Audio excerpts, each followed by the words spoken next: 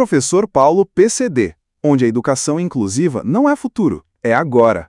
E começa quando enxergamos o potencial de todos, mesmo além do que os olhos podem ver.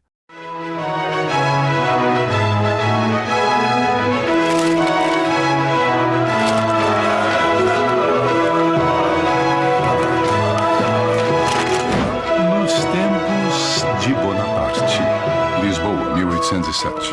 Extra! Extra! Sejam os primeiros a ler as últimas! Napoleão dá 1 mês de prazo para o príncipe fechar os portos aos ingleses!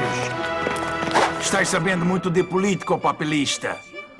O que é que tem nesse pasquim que estás a vender? Como posso saber se eu sou cego? Agora você vê! É o menino que lê pra ele. Me larga, como é que eu posso ler se eu sou analfabeto? Vai, some daqui. Não quero mais ver-te pela frente.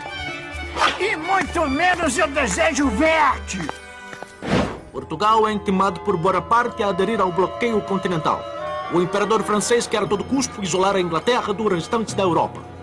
Ah, este corso é infernal. Em 10 anos passou de soldado a imperador. Não é uma besta como tu que vais ficar sargento até morrer. Esse é das gordotas, hein? Veio mais cedo hoje, Dom Araújo. Alteza, Napoleão exige o rompimento com a Inglaterra. Quer ainda a prisão dos ingleses residentes em Portugal e o confisco de seus bens.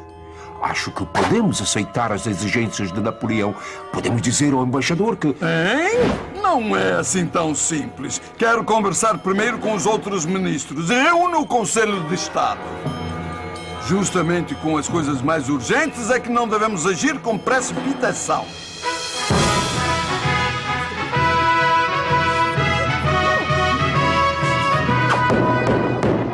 Sua Alteza Real, Príncipe Regente!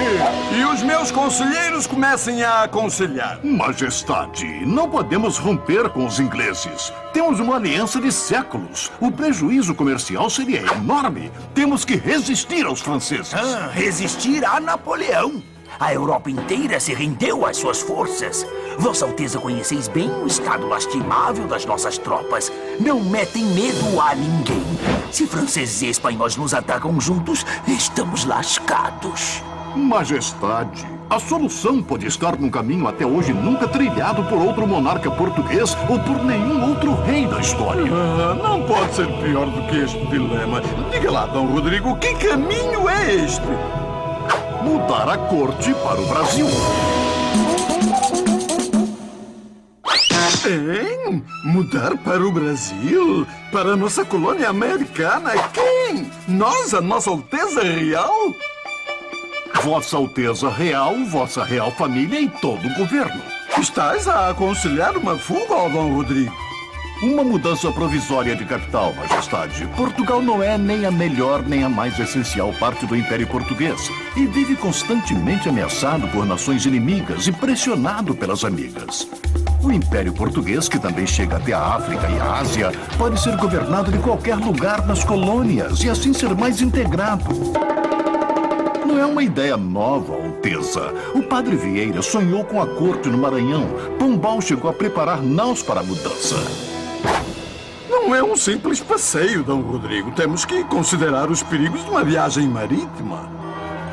Uma solução menos drástica, Alteza, seria enviar apenas vosso filho, o príncipe herdeiro, para o Brasil. Perde-se o reino, mas preserva-se a coroa e a dinastia. Palácio de Queluz. Me acudam! Ai, que os demônios estão a me levar! Calma, minha mãe. É o Joãozinho, seu filhinho. Desde que a rainha Dona Maria I foi declarada incapaz de governar por problemas mentais, o príncipe Dom João é o regente.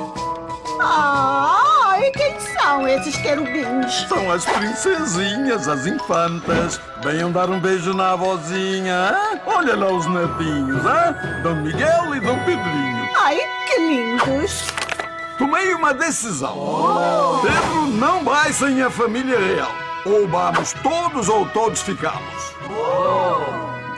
Só não decidi ainda se vou ou se fico. No Palácio de Fontainebleau, em Paris, o causador de tudo, ou quase tudo, Napoleão. coroa portuguesa continua me enrolando. Não me oferece prova alguma de lealdade. Tenho o exército mais temido da Europa na fronteira espanhola, pronto para invadir o território lusitano. Lá, eles acham que estão me enganando? Eu queria invadir, ou melhor, entrar em Portugal como amigo, mas já que eles me querem como inimigo, voilà. E agora, minha Santa Bárbara, o que Vossa Alteza vinha a fazer? Rejeita o bloqueio continental desse perverso gaulês ou confisca os bens dos ingleses? Vossa Alteza não decidiu se vai ou se fica. No que vai dar essa história? Ei, meu Palácio de soldado. Queluz, Lisboa, 1807. ¡No me voy a Brasil, no muerta! Bem, pode ser que vá, pode ser que não. Desde 1802, o príncipe e a princesa vivem separados. Até golpe de estado contra o marido, Dona Carlota já tentou, declarando-o louco. Dom João vive no mosteiro de Mafra e Dona Carlota no palácio de Queluz. Enquanto isso, o exército francês marchava pelos Pirineus, norte da Espanha, rumo a Portugal.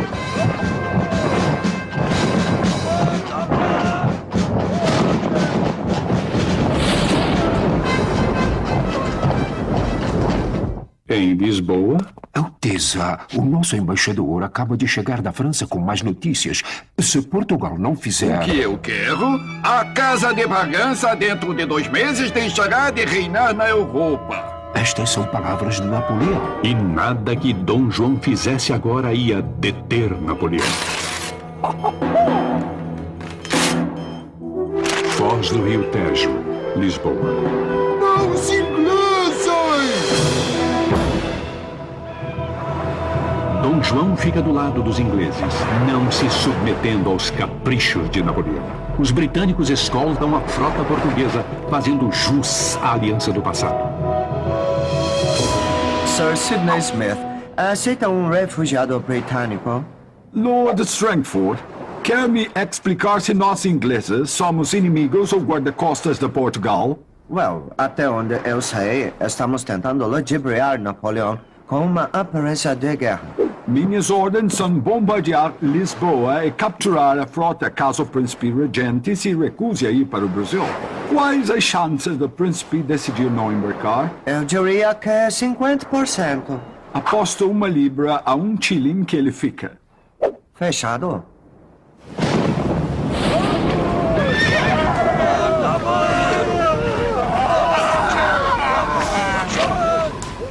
Enfim, as tropas francesas entram em Portugal. E em que estado? Recebemos ordens do comando para recebê-los como amigos. Nossa! A tropa francesa está em frangalhos. Isto é uma pena, pois desse jeito ia ser canja de galinha derrotá-los. Frangalhos, canja, minha verdade! Alteza, o exército francês já está em Abrantes. Acabo de receber o jornal de Napoleão. Talvez esta leitura ajude Vossa Alteza Real a tomar uma decisão. A Casa de Bragança cessou de reinar, então comecem a mudança, ora pois. A guia! Só embarca quem tiver a guia assinada pelo intendente pagador. Abram alas para a Duquesa de Cadaval! Abram alas para o Marquês de Alegrete! A corte portuguesa embarca às pressas para o Brasil. Num cais afastado, um coche discreto não revela a importância dos passageiros. Não corram tanto! Vão pensar que estamos a fugir! Calma, minha mãe, querendo eu evitar as funestas consequências que se podem seguir de uma defesa servindo só para derramar sangue. Tenho resolvido, em benefício dos meus vassalos, passar com a rainha minha senhora e mãe e com toda a real família para os Estados da América e estabelecer-me na cidade do Rio de Janeiro até a paz geral. Vai-te embaraço! Levantar ferro! Ah, mas este é um país de marmelada. E Sarabela Grande! Vai, príncipe dos macacos!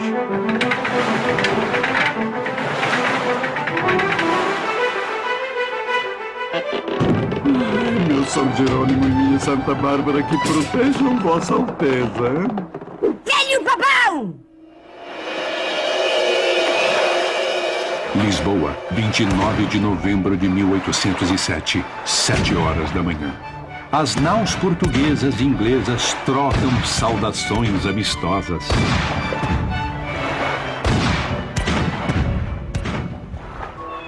Fugiram os velhacos para a terra dos macacos. Vieram os ladrões para a terra dos cagões. D'accord, são os covardes mesmo. Venceram a batalha, mas não ganharam a guerra. Portugal será meu. Bom voyagem, Dom John. Oceano Atlântico, próximo ao litoral da Europa. Com vento soprando do sudeste, o comboio com a família real portuguesa foi obrigado a navegar para o norte e oeste. Desarmem o bastalhão e as vestas! Vamos seguir só com a vela grande! O convento está cheio de passageiros e as infiltrações começam a aparecer.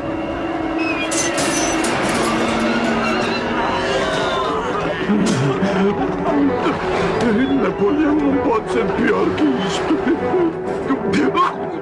Não mesmo.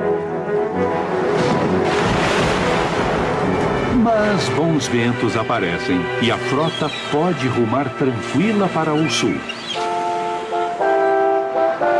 4 navios ingleses escoltam a corte portuguesa ao Brasil. A próxima parada será em Cabo Verde. Mensagem da nau Príncipe Real, almirante. O príncipe Dom João decidiu ir para o Brasil sem fazer nenhuma parada. O comboio se divide. Uma parte vai direto para o Rio, enquanto Dom João segue para a Bahia. Meados de janeiro de 1808. É sempre assim. Quando se chega ao Equador, é esta calmaria. Levam-se 10 dias para percorrer 30 léguas, o que com bom vento se faz em 10 horas. Pelo menos diminuiu o chacoalhar do navio. Mas a água está podre e não aguento mais beber vinho de péssima qualidade.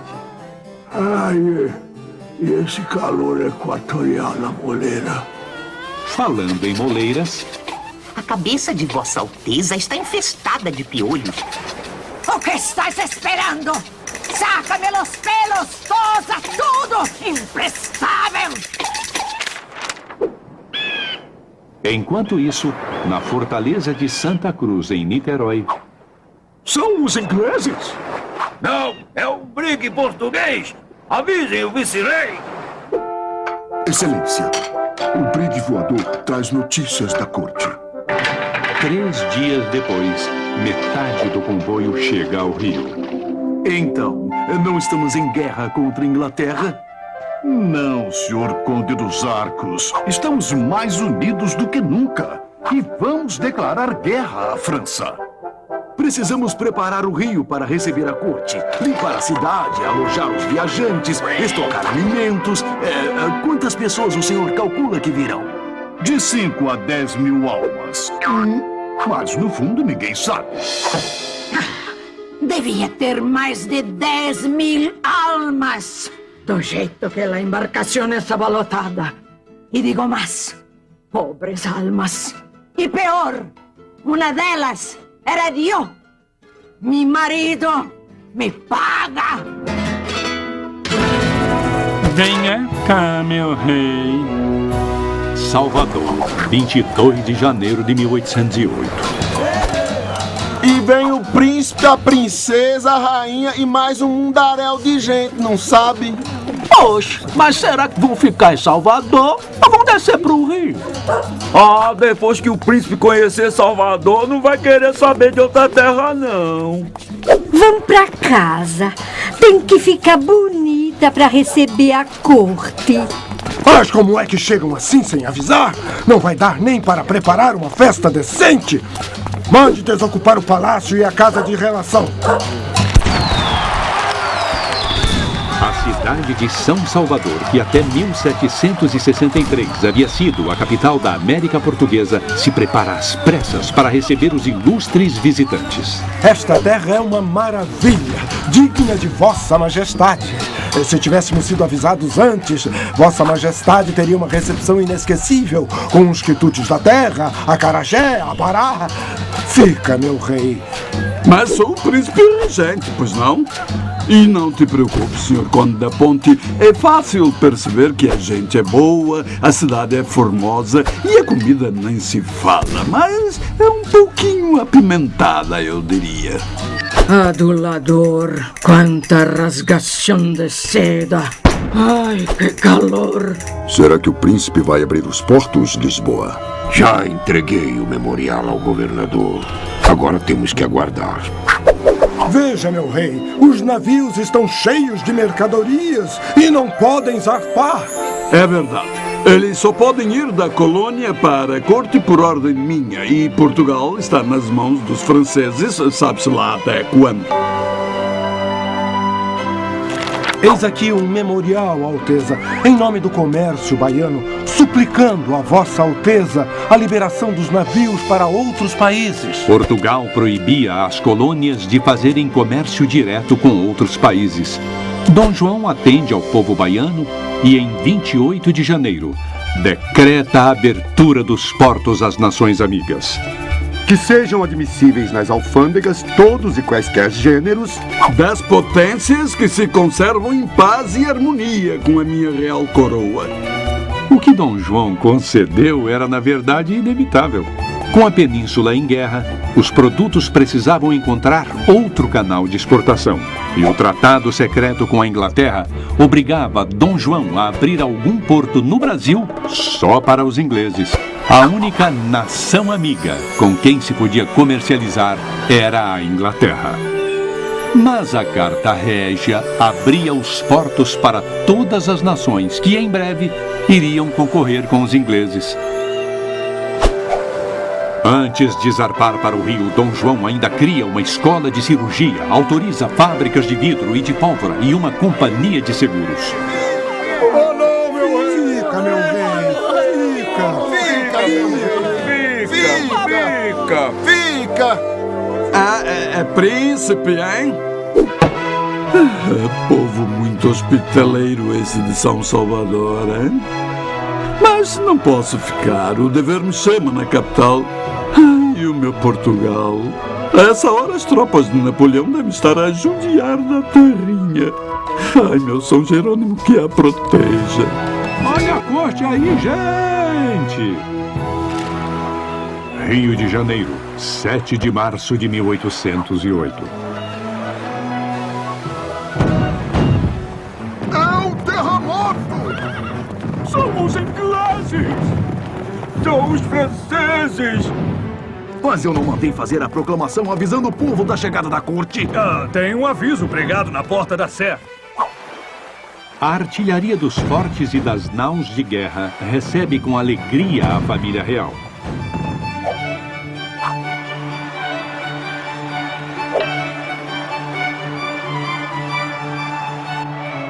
O Rio, apesar de ser a sede do vice-reinado, não era uma cidade tão rica como Salvador.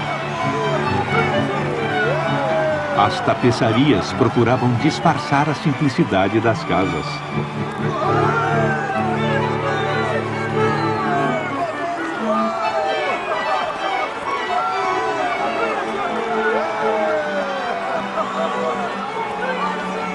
As festas prosseguem por 9 dias e 9 noites.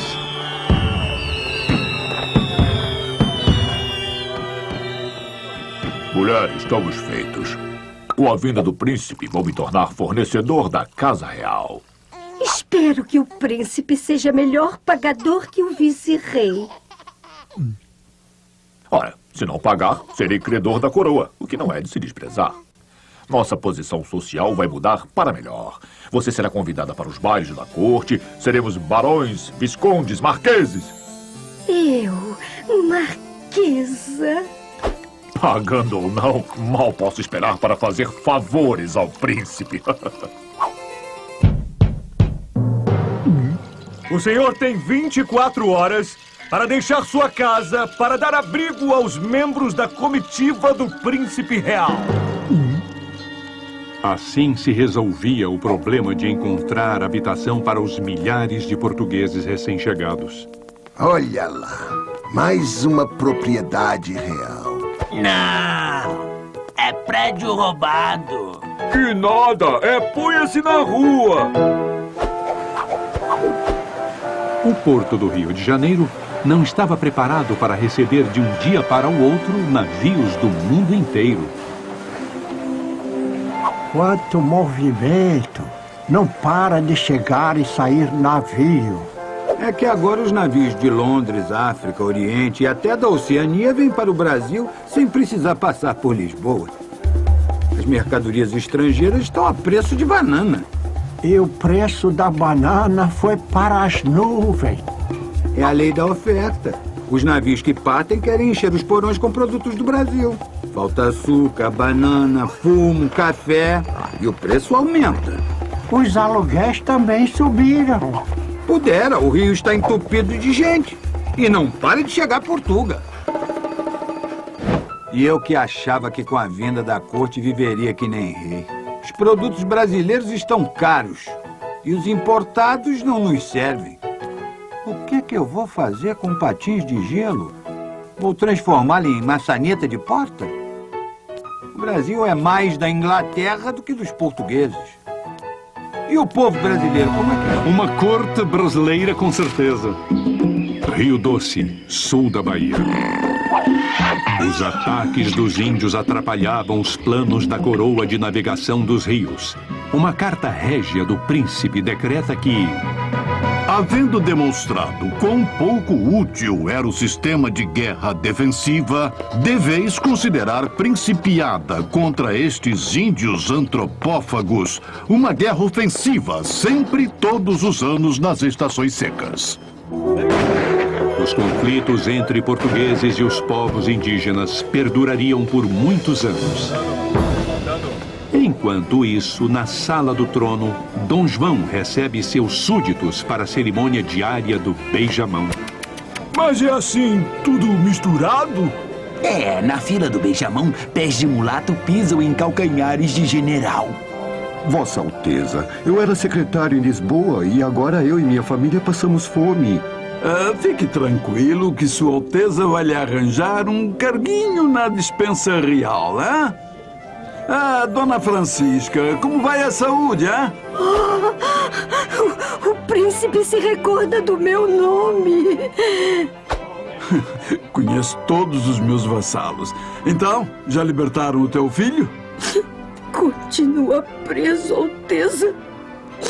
O pobrezinho não fez nada. Pois vais levar uma carta minha ao Major Vidigal. Ai, Deus, que perda de tempo. Precisas ver a casa que me arranjaram. Um lixo. Cheira mal como um pântano. E o calor? A cidade inteira fede. Pior que o pior dos bairros de Lisboa. Pior que a Alfama. Se para uns lhes falta moradia decente, outros não podem se queixar. Como em Portugal, Dom João ganhou nos trópicos um refúgio afastado da corte. Até meados de 1700, o bairro de São Cristóvão era uma próspera fazenda da Companhia de Jesus. Quando o Marquês de Pombal expulsou os jesuítas e confiscou os seus bens, a terra foi retalhada em lotes. Um desses lotes foi parar na mão do judeu convertido ao catolicismo Elias Antônio Lopes. Descendente de libaneses, ele ficou conhecido como o Turco Elias. Uns 10 anos antes da família real chegar ao Brasil, ele adquiriu uma grande residência no local mais alto da antiga fazenda, dando de presente a Dom João em 1809. Muito generoso esse Elias, hein? Só peço, Alteza, uma pequena compensação pelas reformas e uma modesta mensalidade para a conservação. É justo. Além de uma excelente pensão vitalícia dada pela corte, Dom João o nomeou cavaleiro fidalgo da Casa Real e corretor da Casa Adjunta do Comércio. Como no castelo de Mafra, em Portugal, Dom João tinha achado uma morada perfeita. A cerca de 5 quilômetros do centro do rio estava a Quinta da Boa Vista. E a vista é boa mesmo, é? D'accord. Lindíssima. Eu, Debré, pintava na corte de Napoleão, mas quando ele caiu, a coisa não ficou tão boa para o meu lado. Agora estou pensando em deixar a França com os meus amigos artistas para pintar minhas aquarelas no Brasil. Mas isso só quando nossa história chegar em 1816, oui? Um dia ficarei famoso. Rio de Janeiro, porto da fábrica de pólvora. Pedrinho, prova esta cana, Pedrinho. Docinha, hein? Mais doce que a cana comum. É cana de caiena. Cana caiena? Que engraçado. Daí vem a cana caiana. O governador da Guiana mandou para comemorar nossa vitória sobre a França. Conquistar a Guiana Francesa era uma ideia antiga. Assim que chegou ao Rio, Dom João declarou guerra à França. Mas eles lá e eu cá, hein? As forças luso-britânicas desembarcaram em Cayena, capital da Guiana Francesa, no início de janeiro. Vamos! Depois do combate, o governador francês rendeu-se em 1809. Foi a vingança de Dom João contra Napoleão. Além da cana, o governo da Guiana Francesa enviou também a noz moscada, o cravo da Índia, a caramboleira, o abacateiro e a fruta-pão. Essa nossa vitória sobre a França rendeu frutos mesmo, hein? O horto foi uma criação do chefe da fábrica de pólvora que Dom João transformou em jardim botânico em 1811.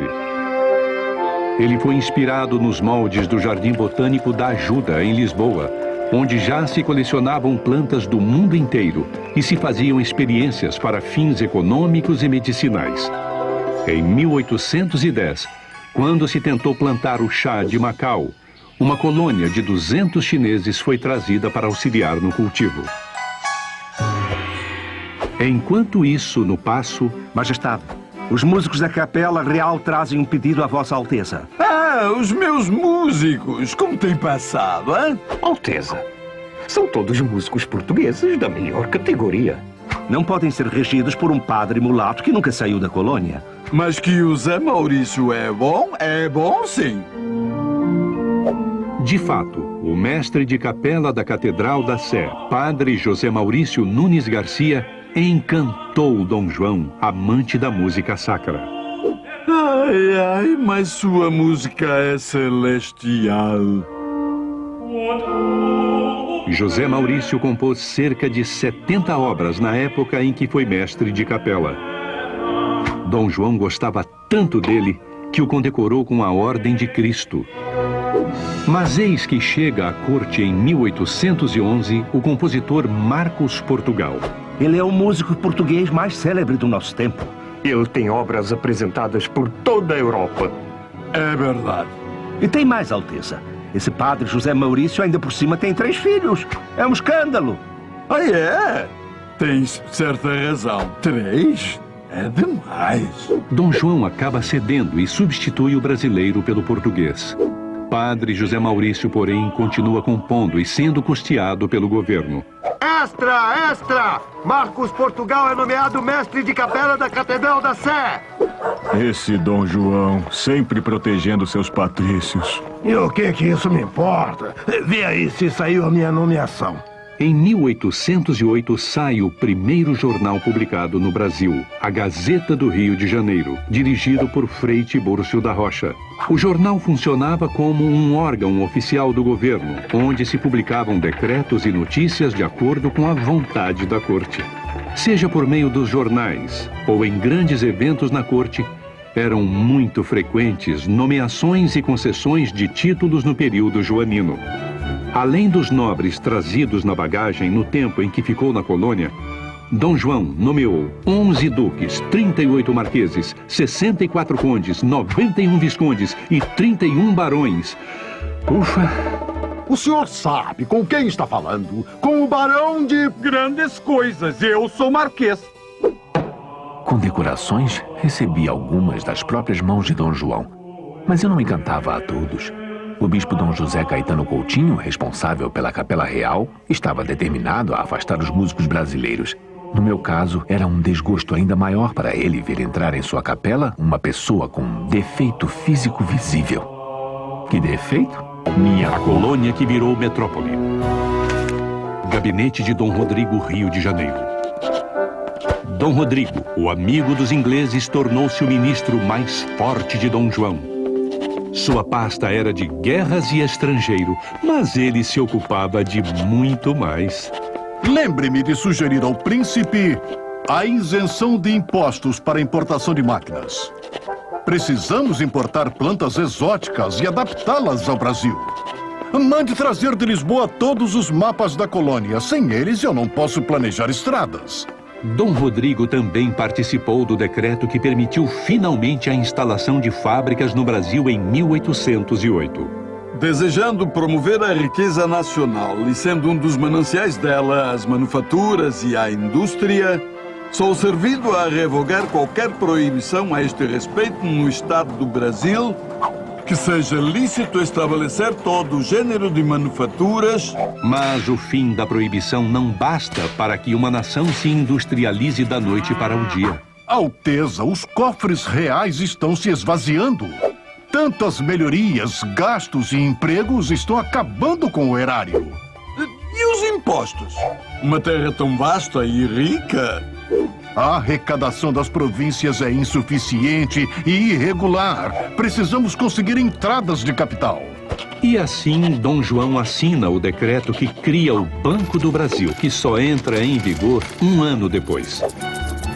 Mas ainda faltam ao Brasil trabalhadores preparados e meios adequados de transporte, laboratórios, fornecimento de água e esgotos. O regime de escravidão não era mais tão rentável quanto antes. O alto custo de um escravo daria lugar, num futuro próximo, à força de trabalho do imigrante europeu. Dom Rodrigo, a Grã-Bretanha exige, sem negociação, que todos os monopólios sejam suspensos no tratado comercial. Exige? Num acordo, ambos os lados devem ceder. Não posso taxar em 15% os artigos ingleses, enquanto os nossos pagam 16%. Alteza, a Inglaterra espera ser recompensada pela proteção durante a travessia de Portugal ao Brasil. Mas eu já condecorei os almirantes e até a chácara Smith eu dei. Este tratado é leonino, um absurdo. Dom Araújo está fora do ministério desde que chegou ao Brasil e não pensa como Dom Rodrigo. Alteza, os ingleses querem entrar com qualquer produto manufaturado em nossos portos. Isso seria desleal com nossos produtos. Dom Araújo, talvez seja melhor não assinar. Havia apenas um assunto em que o príncipe era irredutível. Com os escravos não se mexe, hein? Dom João temia desagradar traficantes, donos de engenho e mineradores, pois todos lucravam com o tráfico. Em 1807, o parlamento inglês abole o comércio de escravos na Inglaterra e começa a pressionar outras nações. É chocante aos olhos de Deus contemplar nossas criaturas irmãs em cativeiro expostas nuas e vendidas como gado. Mas as nossas colônias ficarão em desvantagem. Nossos concorrentes continuarão usando mão de obra escrava. Então todos os países deverão abolir o tráfico. Alteza, os Estados Unidos e a Dinamarca não traficam mais escravos. É uma tendência mundial. Bem, então, que seja bem gradual. De fato, ainda ia demorar muito para se conseguir algum progresso na questão dos escravos. Só em 1850, 24 anos depois da morte de Dom João, é que o tráfico foi proibido pela lei Eusébio de Queiroz. E a bisneta de Dom João, Princesa Isabel, só assinou a Lei Áurea em 1888, abolindo de vez a escravidão no Brasil. Mais de 10 milhões de negros africanos foram trazidos para as Américas. E se antigamente nós lutávamos pela liberdade, hoje brigamos por uma sociedade mais justa. Vida de negro é difícil. Pintando os Brasis. Congresso de Viena, Áustria, de outubro de 1814 a junho de 1815.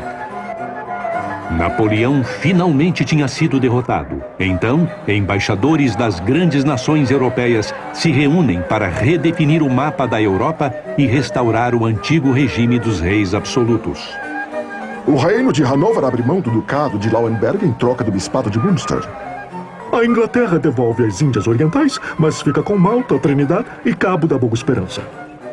O modesto Portugal, com seu regente exilado na colônia, não tem muito poder de barganha no meio das potências. Vai ser difícil conservar a Guiana. Tentemos ao menos obter de volta a Olivença. E a Inglaterra continua nos pressionando para acabar com o tráfico negreiro. E eis que surge Talleyrand, ex-chanceler de Napoleão e amigo de Dom Araújo, o ministro afrancesado de Dom João. Se me permite um conselho, as reivindicações do seu príncipe teriam mais força se o Brasil fosse elevado a reino. Assim, ele seria novamente um monarca em seu trono. Assim, o Congresso reconhece Dom João como príncipe regente do Reino de Portugal e do Reino do Brasil.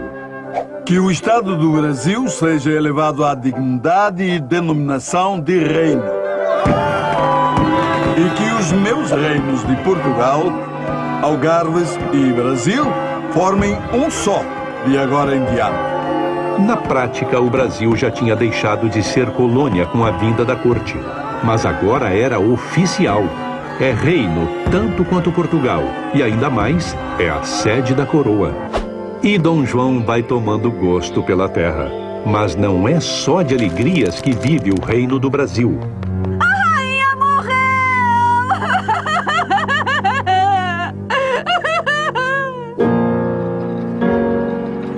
Carlota Joaquina e Dom João têm um novo desafio: assumir o papel de rei e rainha.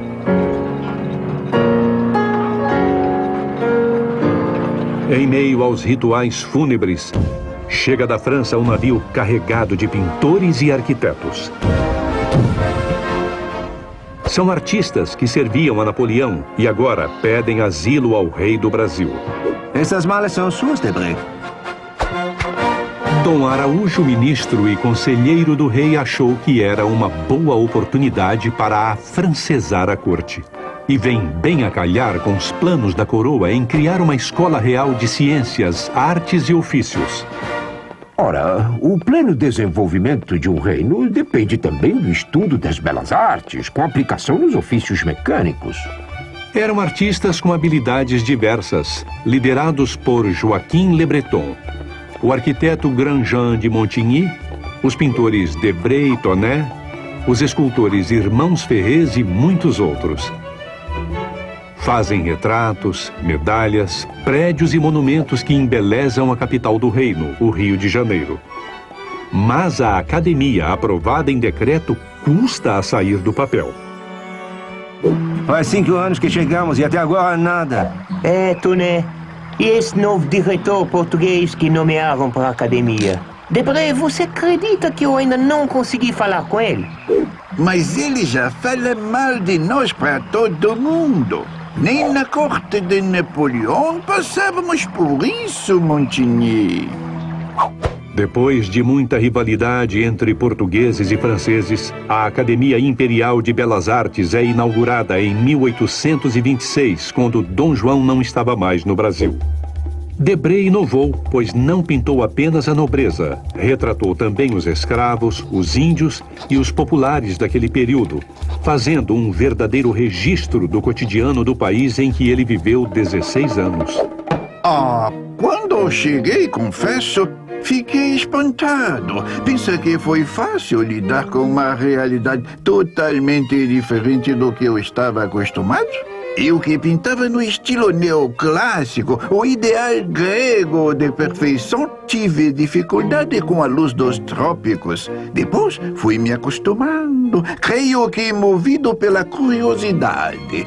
Curiosidade pelo exotismo das paisagens, pela diversidade dos hábitos e costumes deste povo. Foi a viagem mais pitoresca que fiz em minha vida. Casamento arranjado, sonho frustrado. Viena, Áustria, 1817.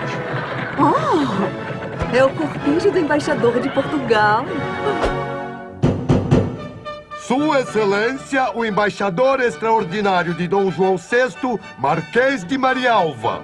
Venho em nome do muito alto e poderoso Senhor de Portugal, do Brasil e de Algarves, suplicar ao muito alto e poderoso Senhor dos reinos da Áustria e da Hungria a graça de conceder a mão da sereníssima arquiduquesa Maria Leopoldina Josefa Carolina ao príncipe Dom Pedro de Bourbon e Bragança, herdeiro do trono português. Eis a efígie do seu futuro consorte.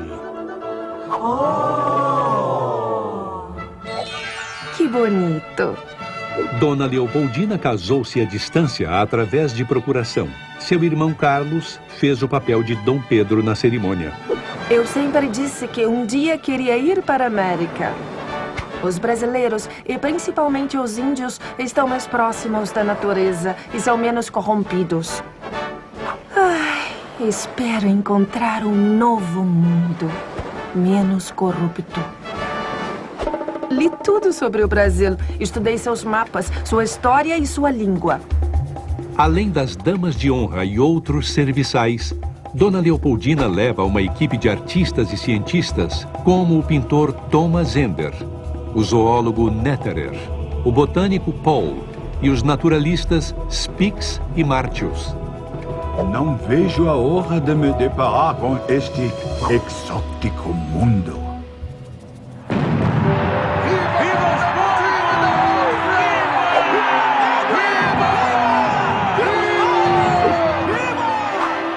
Meu marido é bonito como o retrato que vi.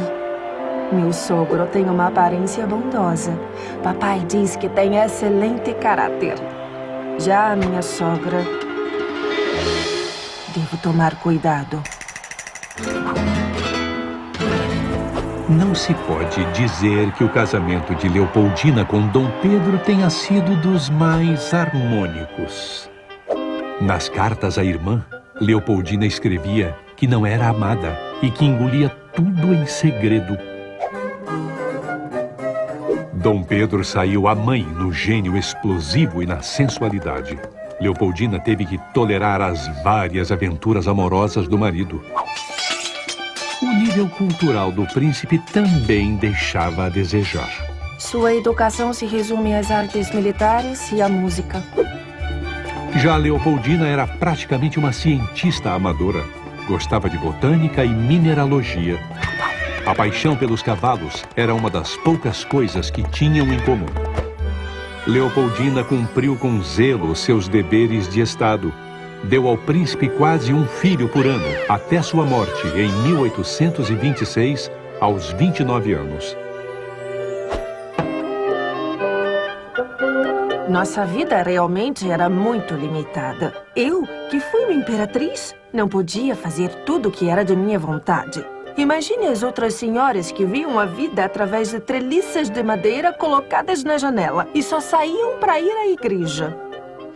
Ah, Leopoldina, de ti eu não tenho o que reclamar. Mas pena que eu não posso dizer o mesmo. Que disse? Nada, minha querida sogra.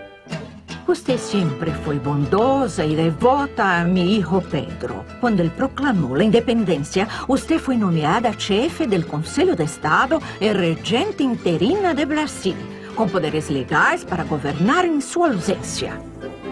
Uma oportunidade é tanto para uma mulher na minha época. E isso eu tenho que concordar. Sem perder a majestade. Rio de Janeiro, 6 de março de 1818. Aceito, para a serenidade dos meus povos, hein? Real, real, real! Pelo muito alto e muito poderoso Senhor Rei Dom João VI, nosso Senhor!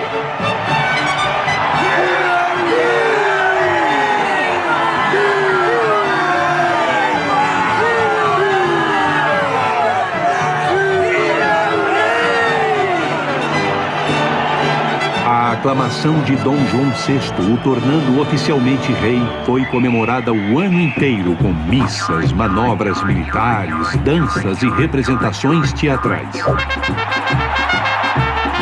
Os festejos prosseguiram por 8 meses, com cortejos de carros alegóricos no Campo de Santana, touradas e cavalhadas, antecipando os desfiles de Carnaval do Rio 100 anos depois. Essa apoteose marca o apogeu do reinado de Dom João VI no Brasil e o começo do fim. Enquanto isso, em Portugal...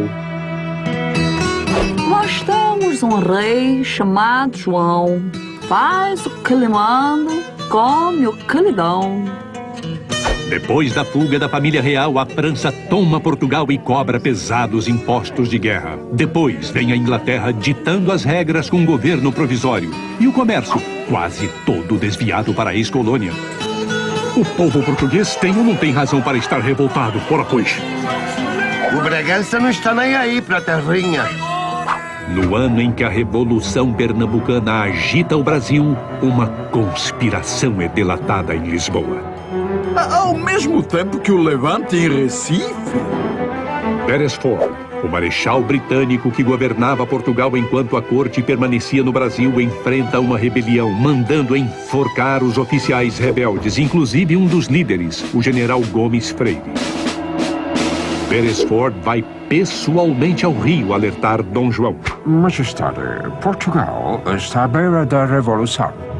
Lord Beresford, custo a crer que os corações de meus súditos portugueses sejam ingratos a ponto de se rebelar contra minha real pessoa. Meu conselho é que Vossa Majestade ou um de vossos filhos vá acalmar os ânimos e mostrar autoridade antes que o país pegue fogo. De volta a Portugal, Beresford nem pôde desembarcar, sendo destituído de suas funções. A Revolução Liberal já havia estourado. As más notícias chegam ao Rio. Os portugueses estão se organizando para escrever uma nova Constituição. Pedem também o regresso de Vossa Majestade. Mas voltar logo agora? Já não gosto mais do seu rei. Querem o que foi feito na Espanha, Majestade. O rei espanhol teve que engolir uma constituição para continuar no trono, abrindo mão de parte de seus poderes. E o que achas que devo fazer, ó Vila Nova? Vossa Majestade não deve deixar o Rio. Receba as queixas e depois mande um representante a Lisboa. A novidade chega ao Rio e se espalha pelo Brasil. Estourou uma revolução no Porto. Vão escrever uma nova lei em Portugal. E o rei vai ter de obedecer a ela. Eles é que estão certos. Aqui não. A vontade do rei é a lei. Mas a vontade do rei está num daqueles dias de indecisão. Mas Vossa Majestade tem certeza? Não deve ir. A pressão é grande. Situação delicada. Ai, eu não tenho certeza. Ai, Jesus, vou ou não vou? Mais uma viagem. Rio de Janeiro, dezembro de 1820. O conde de Palmela vem de Lisboa assumir a pasta de negócios do exterior no Rio e traz uma visão bem mais realista que a do rei. A revolução é inevitável, Majestade. E na escala que fiz em São Salvador, percebi que o espírito dos novos tempos já chegou ao Brasil. Então você acha que o rei deve fazer a vontade de Lisboa? É ceder para ganhar. Vossa Majestade deve ir pessoalmente a Portugal para que, com vosso prestígio, tente conduzir os debates para estabelecer uma monarquia constitucional. Antes que façam uma revolução mais radical. A República? Obrigado, Palmela. O rei vai refletir sobre o assunto. Mas Dom João se inclina à opinião de Vila Nova, Portugal e outros conselheiros, decidindo enviar Dom Pedro para ouvir o povo português e levar ao rei as reformas. Mas Vossa Alteza não deve falar nada de Constituição, mas sim sobre melhoramentos. Os acontecimentos não esperam a decisão real. Em Salvador, uma junta de brasileiros e portugueses declara apoio à Constituição em curso em Portugal. Abaixo o absolutismo! Viva a Constituição! E ai dele que não venha obedecer às nossas vontades, jurando pessoalmente a Constituição. Nós, comerciantes portugueses, não exportamos mais quase nada para as colônias. Nossos impostos são mais altos que os dos ingleses. E as cidades estão destruídas após as inúmeras batalhas. Queremos liberdade de imprensa, um novo Código Civil e um banco português. Não vamos mais nos submeter às decisões de um rei que deixa o seu trono às moscas. Ô Bragança, Portugal não é tua quinta, não. Agora, quem manda é o povo. Adeusinho. No gabinete real no Rio de Janeiro, Dom João continua sendo pressionado a voltar para Portugal. Ele não perde tempo. Assina o decreto real de 18 de fevereiro de 1821, convocando representantes de todas as colônias para defender os interesses da coroa, deliberando a ida de Dom Pedro a Portugal. Examinem e consultem o que dos referidos artigos for adaptável ao Reino do Brasil. Essa é boa. O rei quer escolher qual parte da Constituição lhe agrada mais? O rei tem que obedecer às leis que serão escritas em Lisboa.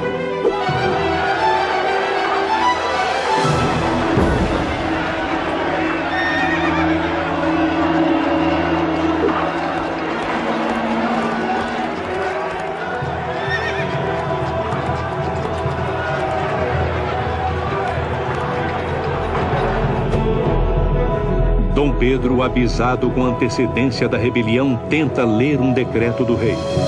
El Rei, meu pai, declara aderir e adotar para o Reino do Brasil a Constituição Portuguesa, salvas as modificações que as circunstâncias locais tornarem necessárias. Não basta! É preciso jurar a Constituição que está se fazendo em Lisboa sem restrições!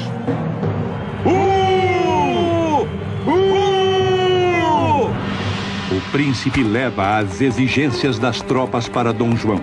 Há um mês, Dom Pedro só pensava em música e cavalos. Estaria ele pronto para assumir a dianteira dos acontecimentos? Horas depois, Dom Pedro traz o novo decreto do pai. E o novo ministério de 12 homens nomeados por nós? Meu pai aceitou. Então jure! Juro em nome de El Rei, meu pai, meu senhor, observar, guardar e manter perpetuamente a Constituição, tal qual se fizer em Portugal. Viva Dom João! Viva o rei! Viva! Viva Dom João! Viva o rei! Viva o príncipe!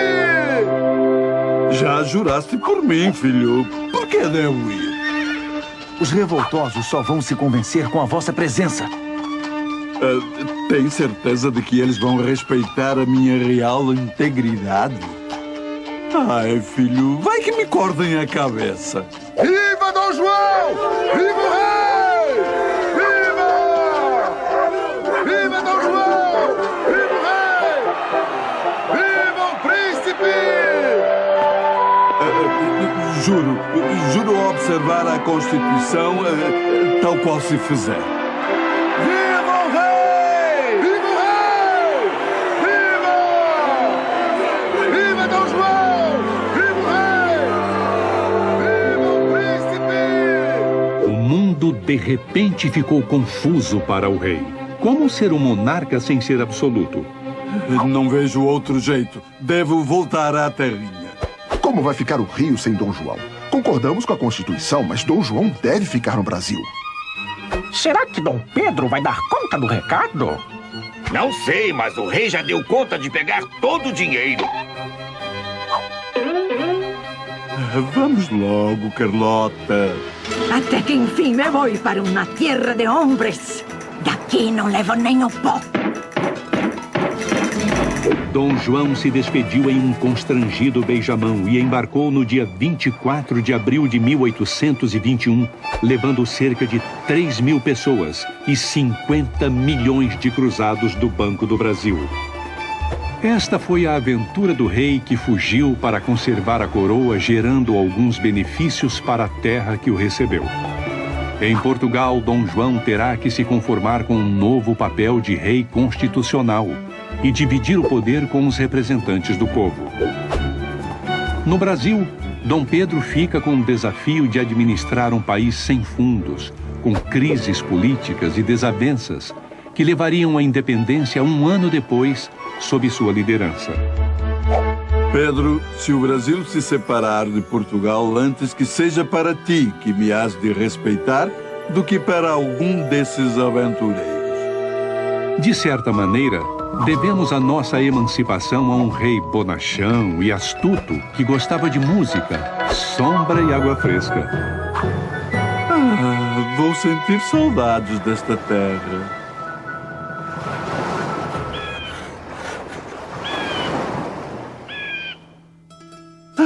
Se fosse por mim, eu ficava. Mas Vossa Majestade, neste momento histórico, não está com todo esse poder. Realmente não deixei o Brasil na melhor das situações, pois o ouro parou de circular, muitas casas de comércio faliram e ideias anárquicas começaram a surgir. Que meu filho Pedro saia bem desta. Pior do que isto, só o que me aguarda em Portugal. Bem feito! Tá com medo, é, seu burrabutas? Napoleão, você está aí, é? Pois saiba que tu foste o grande causador disto tudo. Não tenho culpa se fugir é sempre sua única solução. Não tem pulso firme para resolver seus problemas como eu. Desculpe interromper, mas Vossa Majestade teve pulso firme sim para raspar os cofres, não deixando um tostão para nós brasileiros. Assuntos referentes ao Brasil, agora faça o favor de tratar com Dom Pedro, viu?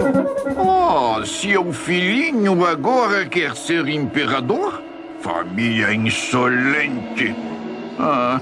Mas tenho que admitir que Dom João foi o único que me enganou. Então, au revoir. Adeusinho, viu?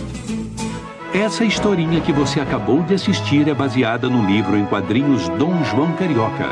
Os autores levaram muitos anos pesquisando os detalhes do período joanino para serem fiéis à história o máximo possível. Esta é a ilustração do Porto do Rio de Janeiro. E esta é uma obra de Debré, retratando o momento da despedida. Não vai chorar não, hein? Ih, acabou? Puxa, tava tão bom. Que pena, né?